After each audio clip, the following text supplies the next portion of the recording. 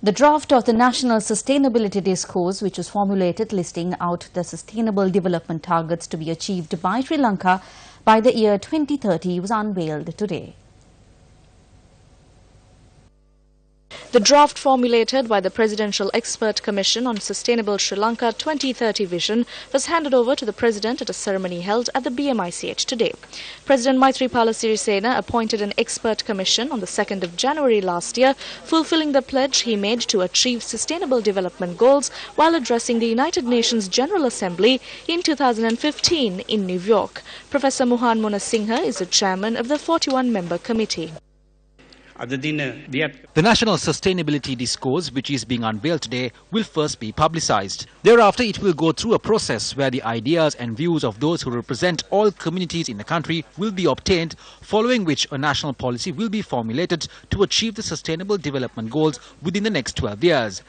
Thereafter, a national strategic policy plan will be drafted to coincide with the national policy to be implemented within the next decade. To our knowledge, Sri Lanka is among the first of the countries to produce such a comprehensive strategic plan.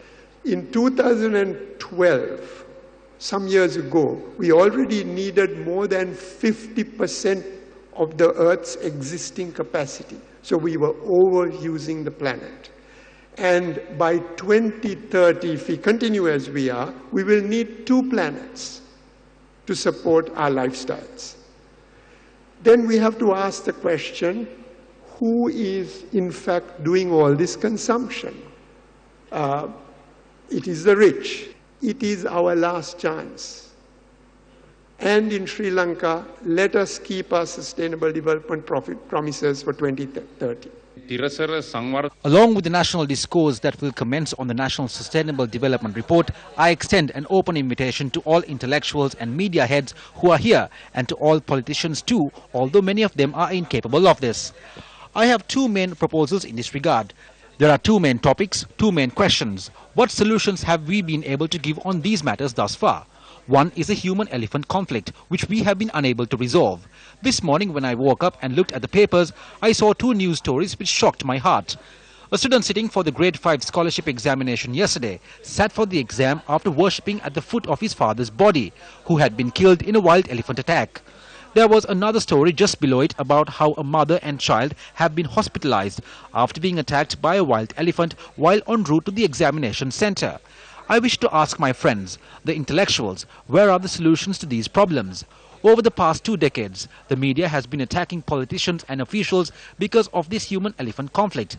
However, as far as I am aware, many things that can be done have been done and are being done. Nevertheless, I too accept that the problem has not been resolved as yet. Any person who believes that they have a solution to this can meet with me in person. Come and give me your proposal. This is one problem. The second problem I put forward is this. More than 35% of the food produced in this country is destroyed by animals. The number 1 culprits are monkeys. They scold the government when there are no coconuts. They even remember our mothers. There are more than 1 million monkeys in Sri Lanka. Each monkey destroys a bunch of coconuts each day. So if one animal is destroying a bunch of coconuts each day, then how many coconuts are being destroyed in the country each day? Where is the solution to this? The subject minister is here too. This report unveiled today is open to debate, discourse and dialogue. We welcome all criticisms. But far more than criticisms, what we need right now are solutions and actionable proposals, cooperation and participation. The website, web application and song of the National Sustainability Discourse was launched by the President today.